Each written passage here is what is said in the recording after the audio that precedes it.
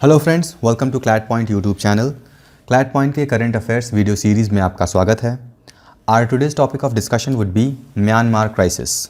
Myanmar crisis क्या है, इसके पीछे का कारण क्या है, हमें क्यों ये टॉपिक पढ़ना चाहिए, म्यांमार क्राइसिस के बारे में हमें क्यों जानना चाहिए, ये भी हम आज के इसी वीडियो में जानेंगे। अब ये म्यांमार क्राइसिस हो सकता है आप इसके बारे में ना सुना हो, क्योंकि ये बहुत ज़्यादा न्यूज़ में नहीं रहा है, और न्यूज़ में ना रहने का कारण हमारे इंडिया में खुद ही बड़े बड़े इवेंट्स हो रहे हैं। जैसे कि 1 फरवरी को ही बजट लॉन्च किया गया था, फिर बजट अनाउंस किया गया था। इंडिया में ऑलरेडी फार्मर्स प्रोटेस्ट चल रहे हैं। क्यों चल रहे हैं? नए एक्ट की वजह से। इन दोनों के बारे में अगर आप नहीं जानते हैं, you can watch the video, links will be provided in the description box. वहाँ पर आप जाके देख सकते हैं वीडियो को डिटेल में और समझ सकते हैं बजट में इंपॉर्टेंट क्या है और फार्मर प्रोटेस्ट के पीछे के कारण क्या है। ठीक है, now moving further to know about Myanmar crisis. अब हम सबसे पहले देख लेते हैं न्यूज़ में क्या है, उसके बाद हम सीक्वेंस में बता देता हूँ। सबसे पहले हम देखेंगे म्यांमार क्राइसिस एक्चुअली में है क्या। After that will see why we as Indian, हमें क्यों म्यांमार क्राइसिस को समझना चाहिए, and after that will see the reason behind this Myanmar crisis. Okay, so let's start to understand what is this military coup. India में एक military कू हुआ है। यहाँ पर अगर हम पढ़ें स्टेटमेंट, तो Myanmar has announced a state of emergency following the military coup against the elected government of Aung San Suu Kyi who was detain along with other leaders of a party. इसका मतलब क्या हुआ? अगर हम बात करें Myanmar में अभी डेमोक्रेसी है। डेमोक्रेसी के बारे में आप जानते हैं। डेमोक्रेसी मतलब कि गवर्नमेंट, वहाँ की जो भी गवर्नमेंट है उनको इलेक्ट किया जाता है। किसके द्वारा? पब्लिक के द्वारा। ठीक है, इलेक्शन सिस्टम होता है, इंडिया में भी होता है। इसके बारे में आप बहुत अच्छे से जानते हैं। Like in India we select our leaders, या फिर आप कह सकते हैं इलेक्ट। सिमिलरली वहाँ पर भी इलेक्शन होता है। और अभी की जो पार्टी है वो national lead of democracy NLD party है जो कि रूल कर रही है। और इस NLD पार्टी के लीडर हैं ऑंग सैन सू की। इनका फ़ोटो भी आपने स्टार्टिंग में ही देखा था। यही वो लीडी हैं जो कि रूलिंग पार्टी की इस वक्त की लीडर हैं। ठीक है, लेकिन हुआ क्या वहाँ पर जो म्यांमार की मिलिट्री है उन्होंने पूरे कंट्री में स्टेट ऑफ इमरजेंसी घोषित कर दिया है, और गवर्नमेंट के जो ऑफिशियल्स थे उनको अरेस्ट करके तख्ता पलट, जिसको कहते हैं आप कह सकते हैं, जो भी रूलिंग पार्टी है उसको हटा के खुद रूल करने लग जाना। तो म्यांमार में एग्जैक्टली वही हुआ है। इमरजेंसी क्या होता है आप बहुत अच्छे से जानते हैं। इंडिया में अगर हम बात करें इंडिया के कॉन्टेक्स्ट में, तो इंडिया में 3 तरीके की इमरजेंसी होती हैं। एक होता है नेशनल इमरजेंसी, एक होता है स्टेट इमरजेंसी, एक होता है फिनेंशियल इमरजेंसी। इन सभी इमरजेंसीज़ के बारे में हमारे कॉन्स्टिट्यूशन में लिखा है। I am not going very deep into it, मैं बस यहाँ पर थोड़ा सा ब्रीफ आउट कर देता हूँ। इमरजेंसी कब लागू की जाती है किसी भी देश में? जब लगता है, चाहे गवर्नमेंट को या फिर जो भी अथॉरिटी होती है उनको लगता है कि प्रॉब्लम्स क्रिएट हो रही हैं, चाहे एक्सटर्नल प्रॉब्लम्स की वजह से। जैसे कि अगर नेशनल इमरजेंसी कहीं घोषित करना है, मान लीजिए इंडिया में अगर नेशनल इमरजेंसी घोषित करना है, तो कोई वॉरफेयर कंडीशन हो जाए, वॉर की कंडीशन हो जाए, या फिर इंटरनल प्रॉब्लम्स बहुत ज़्यादा हाई लेवल पे हो जाए, ठीक है, तो उस समय नेशनल इमरजेंसी घोषित की जा सकती है। अभी तक का सबसे रेनाउंड इमरजेंसी कौन सा है नेशनल? 1975 का इंदिरा गांधी जी ने नेशनल इमरजेंसी घोषित किया था। इसके पीछे की बहुत अच्छी स्टोरी है, but we are not going deep into that because it will make a video large, जो कोई मतलब नहीं होगा उसका। ठीक है, तो ये रहा नेशनल इमरजेंसी। स्टेट इमरजेंसी मतलब स्टेट में कोई प्रॉब्लम कुछ क्रिएट हो रहा है तो वहाँ पर स्टेट इमरजेंसी घोषित की जाती है, और स्टेट में जो गवर्नमेंट, रूलिंग गवर्नमेंट होती है, उनसे पावर लेके प्रेसिडेंट के हाथों में दिया जाता है। ये मैं इंडिया की बात कर रहा हूँ, ठीक है ना। And if we talk about financial emergency, तो फाइनेंशियल क्राइसिस, कोई भी फाइनेंशियल प्रॉब्लम आता है देश में हमारे, तो उस समय फाइनेंशियल इमरजेंसी घोषित की जाएगी। और राइट टू प्रॉपर्टी, मतलब राइट टू प्रॉपर्टी खैर अब है नहीं फंडामेंटल राइट में, तो जो भी सैलरी वगैरह होंगे वो गवर्नमेंट चाहेगी तो हाफ सैलरी कर सकती है, कम कर सकती है, प्रॉपर्टी का यूज़ ऑफिशियल पर्पज़ के लिए किया जा सकता है। वो फाइनेंशियल इमरजेंसी के ड्यूरिंग होगा, लेकिन अभी तक फाइनेंशियल इमरजेंसी इंडिया में हुआ नहीं है। ठीक है, तो म्यांमार में एग्जैक्टली यही हुआ है कि अभी जो रूलिंग गवर्नमेंट थी NLD पार्टी की, उस पार्टी को पूरी तरीके से उनके ऑफिशियल्स को अरेस्ट करके स्टेट इमरजेंसी घोषित करके और वहाँ पर टेक ओवर कर लिया है। किसने टेक ओवर कर लिया है? वहाँ की मिलिट्री ने। मिलिट्री के अभी इस समय के जनरल हैं मिन ऑन्ग लैंग। ये वही जनरल हैं जिन्होंने वहाँ पर मिलिट्री कूप किया है। फाइन, अब ये पॉसिबल कैसे हो पाया है, इसके पीछे भी बहुत इंटरेस्टिंग बात है। Because of their constitution. ऐसा नहीं है कि ये मतलब कि ज़बरदस्ती कर दिया गया। वहाँ का जो म्यांमार का कॉन्स्टिट्यूशन है उसको ऐसा ही फ्रेम किया गया है, या फिर आप कह सकते हैं मिलिट्री पर्सन के द्वारा ही फ्रेम किया गया था, जिसके वजह से मिलिट्री वहाँ की बहुत ही ज़्यादा पावरफुल है। ओके, वहाँ की कोई मिलिट्री हो, चाहे एयरफोर्स हो, नेवी हो, आर्मी हो, तीनों जनरल के अंडर में आता है, और वहाँ का जो मिलिट्री पर्सनल है वो ज़्यादा पावरफुल होता है, जनरल आप कह सकते हैं। पाकिस्तान में भी आपने बहुत बार सुना होगा, अगर आप पाकिस्तान से कंपेयर करें तो पाकिस्तान में भी आपने कई बार खबरों में सुना होगा कि पाकिस्तान ने वहाँ की सरकार को टेक ओवर कर लिया है, चाहे तो उनके लीडर्स को मरवा दिया गया हो, चाहे बहुत सारे कारण होते थे, और वहाँ के लीडर्स को हटा के खुद ही पार्टी में आ जाते हैं। फॉर एग्जांपल परवेज़ मुशर्रफ बहुत ही फेमस पर्सनालिटी हैं पाकिस्तान की, वो भी एक जनरल हैं, ठीक है। तो इसी तरीके से यहाँ पर भी सेम चीज़ें हुआ है। अब यहाँ पर प्रॉब्लम क्या था, वहाँ पाकिस्तान में इशू ये है, पाकिस्तान में तो ऑल्दो गवर्नमेंट होती है लेकिन एक्चुअल में पावर जो होता है वो मिलिट्री के हाथों में होती है, ऑलवेज़, वहाँ पर मोस्ट ऑफ द टाइम यही होता है।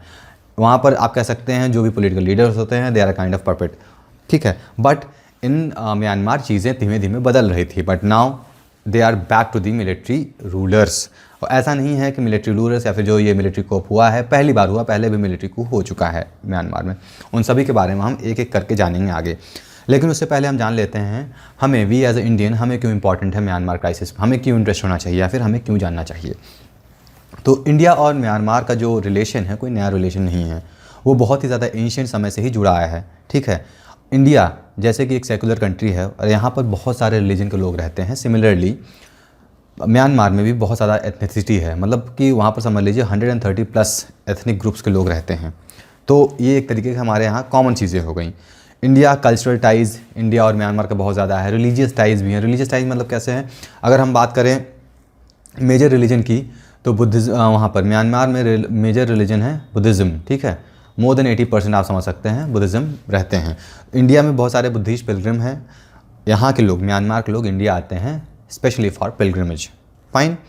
अगर हम बात करें जोग्राफिकल इम्पॉर्टेंस की तो लैंड बॉर्डर जो है इंडिया और म्यांमार का लगभग 1600 किलोमीटर है, उससे ज़्यादा ही कह सकते हैं आप, but it's about 1600 kilometre India और म्यांमार जो लैंड बॉर्डर शेयर करता है। अभी मैं आपको मैप में भी दिखाऊंगा। Apart from that maritime boundary की बात करें तो bay of Bengal is shared by India as well as Myanmar. Now let's go to the map and see how they are together. तो यहाँ पर आप देख सकते हैं म्यांमार, ये कंट्री म्यांमार है इधर, ठीक है, और ये हमारा इंडिया है, और इंडिया का ये नॉर्थ ईस्टर्न पार्ट है। नॉर्थ ईस्टर्न पार्ट के बारे में आपने सुना होगा, ये बहुत ही रिच कल्चरल प्लेस है यहाँ पर, और यहाँ पर 7 स्टेट्स हैं जो कि 7 सिस्टर के नाम से जाने जाते हैं नॉर्थ ईस्ट को, ठीक है।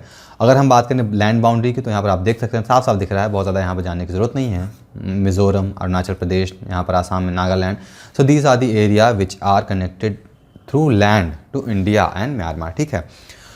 और इसके अलावा आपने एक कॉन्सेप्ट सुना होगा इंटर एशियन कंट्रीज़ हाईवे। अब एशियन कंट्रीज़ कौन है, एशियन कंट्रीज़ आपका India, Nepal, Bhutan, Myanmar, Thailand, China, lots of Sri Lanka, ये सारे एशियन कंट्रीज़ हैं।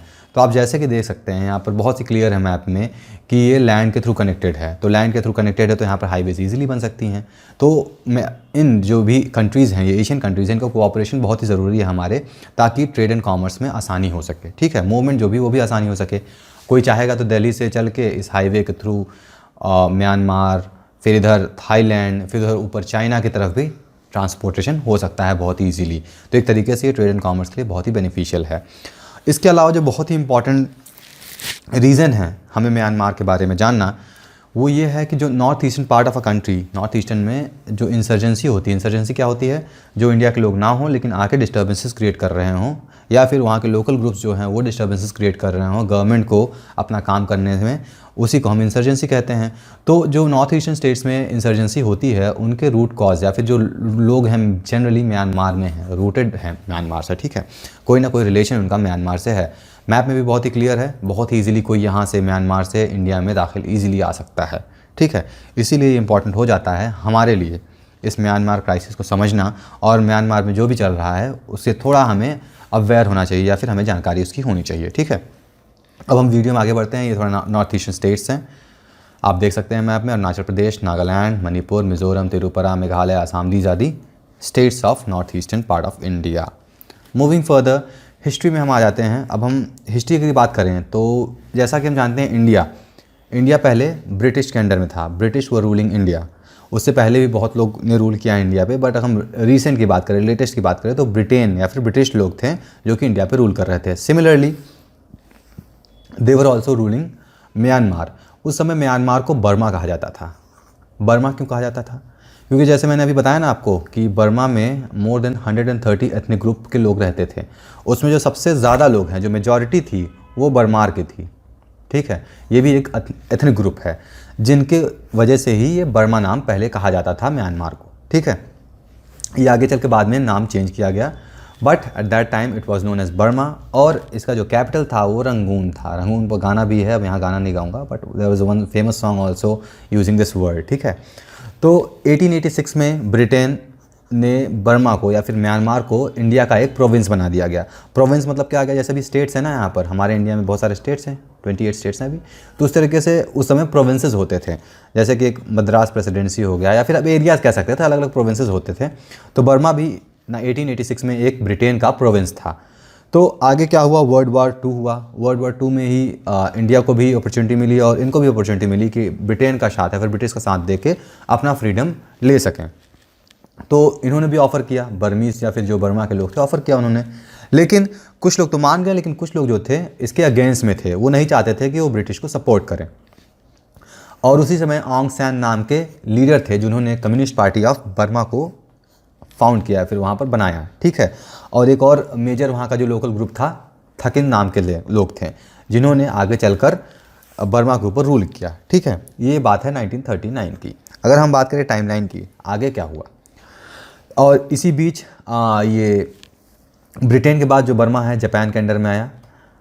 ठीक है, जापान के अंडर में आने के बाद ये यूएस और यूके के साथ मिलके, जो यहाँ की लोकल पार्टी थी, ये ऑंग सैन जो लीडर है वहाँ की, मिलके जापान के अगेंस्ट इन्होंने लड़ाई की और अपने देश को पूरी तरीके से आज़ाद कर लिया। ठीक है, नाउ मूविंग फर्दर, अब उसके बाद आज़ाद करने के बाद यहाँ के जो लोग थे खुद ही वहाँ पर रूल करने लगे, और काफ़ी दिन तक, मतलब कि ऐसा नहीं है कि कुछ समय तक, ये 1948 इंडिया आज़ाद हुई 1947 में, ये 1948 से लेकर 1962 तक अगर हम बात करें तो जो यहाँ पर काइंड ऑफ गवर्नमेंट थी वो डेमोक्रेटिक गवर्नमेंट थी। डेमोक्रेटिक गवर्नमेंट मतलब कि प्रॉपर इलेक्शन होता था जिससे सिलेक्ट होकर लोग वहाँ पर रूल करते थे। और डेमोक्रेसी, जब डेमोक्रेसी मिली या फिर आप कह सकते हैं जब आज़ादी मिली म्यांमार में, तो उन्होंने फेडरलिज्म का प्रॉमिस किया था। फेडरलिज्म क्या होता है, इंडिया में भी फेडरल टाइप ऑफ गवर्नमेंट है, मतलब स्टेट पावर होंगी, एक पावर सेंट्रल में होगा और अपने अपने स्टेट्स की अलग अलग पावर्स होती हैं। और उसी तरीके से यहाँ पर जैसा कि मैंने बताया बहुत सारा एथनिक लोग रहते, एथनिक ग्रुप था यहाँ पर म्यांमार में। तो फेडरलिज्म प्रॉमिस किया गया था कि सबके पास जो लोकल अलग अलग एथनिसिटी के लोग हैं, सब एथनिसिटी लोग को अलग अलग पावर दिया जाएगा अपने लोगों को मैनेज करने के लिए। बट ऐसा बहुत प्रॉपरली हो नहीं पाया, और आगे चलकर क्या क्या होते हैं हम टाइमलाइन के हिसाब से देख लेते हैं। तो 1962 मैंने कब बताया, 1948 से 1962 तक, 1948 से 1962 तक कंप्लीटली वहाँ पर डेमोक्रेसी था। ठीक है, ऑल्दो डेमोक्रेसी था लेकिन फिर भी मिलिट्री पावर्स यहाँ पर काफ़ी हावी थे। उसके बाद 1962 में सबसे पहला मिलिट्री कूप होता है। ठीक है, मिलिट्री कूप वही जो अभी हुआ है, मिलिट्री ने गवर्नमेंट को हटा के खुद पावर में आ गया। ठीक है, 1988 में एक स्टूडेंट प्रोटेस्ट हुआ। स्टूडेंट प्रोटेस्ट मतलब कि स्टूडेंट्स इसके अगेंस्ट में, पूरे तरीके के मिलिट्री पावर के अगेंस्ट में आ गए, that we don't want military power in our country. और उसको जो लीड किया था, जो इस समय के एनएलडी के जो लीडर हैं, उन्होंने ही उस समय स्टूडेंट प्रोटेस्ट को लीड किया था। आगे इस प्रोटेस्ट के बाद 2011 में जाकर 2011 तक वहाँ पर मिलिट्री पावर पूरी तरीके से हावी थी। ठीक है, अब मिलिट्री पावर हावी थी, उसके बाद 2011 में इलेक्शंस हुए, कॉन्स्टिट्यूशन वगैरह भी इसी बीच लिखे गए थे, और जो कॉन्स्टिट्यूशन थे वो मिलिट्री वालों के थ्रू ही लिखा गया था, और उसमें कुछ ऐसे प्रोविज़न थे जिन प्रोविज़न की वजह से उस कॉन्स्टिट्यूशन में कोई चेंज भी नहीं किया जा सकता था। अगर हम बात करें कुछ इंपॉर्टेंट प्रोविज़न की, तो ये इलेक्शन के बाद 25% जो सीट थी वो मिलिट्री पर्सनल्स के लिए रिजर्व थी। जो मिलिट्री के लोग थे 25% लोग असेंबली में, जो जैसे इंडिया में ना Lok Sabha and Rajya Sabha, upper house and lower house, similarly Myanmar में भी upper house and lower house है, तो 25% जो भी लोग होंगे वो मिलिट्री से होंगे। इसके अलावा 75% से ज़्यादा वोट्स की रिक्वायरमेंट होती थी कॉन्स्टिट्यूशन को बदलने में। अब देखिए यहाँ पर कितना दिमाग लगाया इन्होंने। अब 75% सीट्स तो है ही आम लोगों के पास, और 25% मिनिमम रिक्वायरमेंट है मिलिट्री के पास। अब 75% ज़्यादा चाहिए कोई भी रूल या फिर कॉन्स्टिट्यूशन को अमेंड करने के लिए। अभी तो पॉसिबल हो ही नहीं पाएगा। अगर मिलिट्री के अगेंस्ट में कुछ जाता है तो वो लोग तो कभी वोट ही नहीं करेंगे। In this way you can say, भले ही 2011 में इलेक्शन हुआ हो, लेकिन फिर भी मिलिट्री कहीं ना कहीं बहुत ज़्यादा पावरफुल रही है, even after formation of constitution और आज़ादी के बाद भी। ठीक है, तो कॉन्स्टिट्यूशन इसी तरीके से डिज़ाइन किया गया था। 2011 में इलेक्शंस हुए और जो पार्टी थी वहाँ की उसकी जीत हुई, एनएलडी पार्टी की, and they started ruling. Even in 2015 elections were held, फिर से एनएलडी पार्टी की जीत हुई। एंड इन 2020 फिर से इलेक्शन हुआ एनएलडी पार्टी, अभी नवंबर में हुआ था लास्ट ईयर, फिर भी वहाँ पर एनएलडी पार्टी की जीत हुई और वही रूल कर रहे थे। और उसी बीच रोहिंग्या क्राइसिस भी हुआ था। रोहिंग्या क्राइसिस क्या है, ये भी बहुत ज़्यादा खबरों में रहा था उस समय। रोहिंग्या क्राइसिस एक्चुअली क्या है, एथनिक क्लीनिंग के नाम से लोग वहाँ पर बोलते हैं इसे, एथनिक क्लीनिंग।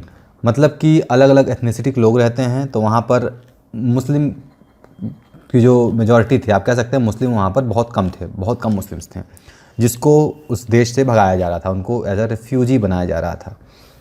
तो बहुत सारे जो रोहिंग्या थे, रोहिंग्या यानी कि रखाइन स्टेट, म्यांमार में एक रखाइन स्टेट है, वहाँ से वो एज अ रेफ्यूज़ी बन के निकलने लगे, क्योंकि वहाँ पर मिलिट्री बहुत ज़्यादा लोगों को मारने लगी, वहाँ के जो औरतें थे, औरतें थे, लड़कियाँ थी, उनका रेप करने लगी। That's why they started moving of the country. और ये बहुत ज़्यादा दिक्कत की बात हुई म्यांमार में उस समय बहुत ज़्यादा क्रिटिसाइज़ किया गया था म्यांमार के गवर्नमेंट को, and but the reason was the military exactly the reason थी इस रोहिंग्या क्राइसिस के पीछे, ठीक है। अब यहाँ पर मैं रोहिंग्या क्राइसिस के बारे में बहुत ज़्यादा डिस्कस नहीं कर सकता हूँ। You can, if you want, I can make separate video for this, but that's enough for here. फिर 2020 में इलेक्शन हुआ, जो कि मैंने बताया, एनएलडी जीत गई। लेकिन प्रॉब्लम कहाँ हुई, क्यों यहाँ पर ये मिलिट्री कूप हुआ, या मिलिट्री ने पावर को क्यों टेक ओवर कर लिया? अगर हम स्टैटिस्टिक्स की बात करें तो 2015 में जो इलेक्शन हुए थे, उस समय एनएलडी पार्टी को टोटल वहाँ पर 476 सीट्स हैं, जिसमें से 322 सीट्स एनएलडी पार्टी को मिली और वो मेजॉरिटी पार्टी उभर के सामने आई और वो रूल करना शुरू कर दिया। इवन इन 2020 की बात करें तो इसमें से कुछ ज़्यादा ही एक्सेस हो गया, 476 सीट्स थी, जिसमें से 396 सीट्स एनएलडी पार्टी को मिल गया। अब मिलिट्री वालों को कहना है, इन्होंने जो एलिगेशंस लगाए हैं इनके ऊपर कि जो इलेक्शंस थे वो अनफेयर थे। क्यों अनफेयर थे? क्योंकि जो वोटिंग हुई थी उसमें बहुत सारे डुप्लीकेसी फाइंड किया गया, जैसे एक लोगों ने 2 बार या 3 बार वोट दे दिया है। तो इस तरीके के प्रॉब्लम बताकर कंट्री में स्टेट इमरजेंसी घोषित किया गया है। और जो लीडर्स को अरेस्ट किया गया है उसके पीछे का कारण उन्होंने बताया है, they have imported walkie talkie for illegal import of walkie talkie. तो कुछ भी रीज़न देखे ही वो अरेस्ट कर लिया गया है जो भी लीडर्स वहाँ पर थे। तो ये कुल मिला के जो अभी मिलिट्री कू हुआ है उसके पीछे का कारण है, और कैसे किया गया, क्यों किया गया, वो सब आपको बता दिया गया। अगर हम बात करें वर्ल्ड की, मतलब कि दुनिया, तो ऑब्वियस सी बात है, ये सही चीज़ तो है नहीं, तो इस एक्ट को क्रिटिसाइज़ किया जा रहा है। G7 कंट्रीज़ हैं जो वो भी कह रहे हैं कि उनके लीडर्स को छोड़ा जाए, this is not good thing. So these are the statements given by several parts of the world. So that's all for today's video. Before ending this video, I would like to inform you about the GK Booster program, which is being launched by CladPoint, जिसका cost है सिर्फ 9,999 rupees. ये किसके काम में आएगी? जो भी स्टूडेंट्स क्लैट या फिर लॉ एंट्रेंस टेस्ट दे रहे हैं उनके लिए बहुत ही बेनिफिशियल होगी। ये पूरी तरीके से न्यू पैटर्न पर बेस्ड होगा। जैसा ये वीडियो आपके लिए बनाया गया है उसी तरीके से 150 to 200 topic wise current affairs बनाए जाएंगे PDF के साथ ही, और आपको सबसे इंपॉर्टेंट पर्सनल मेंटरशिप भी दिया जाएगा। इसके बारे में ज़्यादा जानकारी के लिए आप cladpoint121@gmail.com पे मेल करके पा सकते हैं, and you can join a Telegram channel @cladpoint to get all kind of update. Okay, so that's all for today's video. I hope आपको म्यांमार क्राइसिस समझ में आ गया है। Still if you have any doubts you can write down in the comment box. Thank you for watching. Please like, share and comment on this video, ताकि आपको इसी तरीके से अच्छे वीडियोज़ मिलती रहें। Thank you for watching. See you next video. Till then, good bye.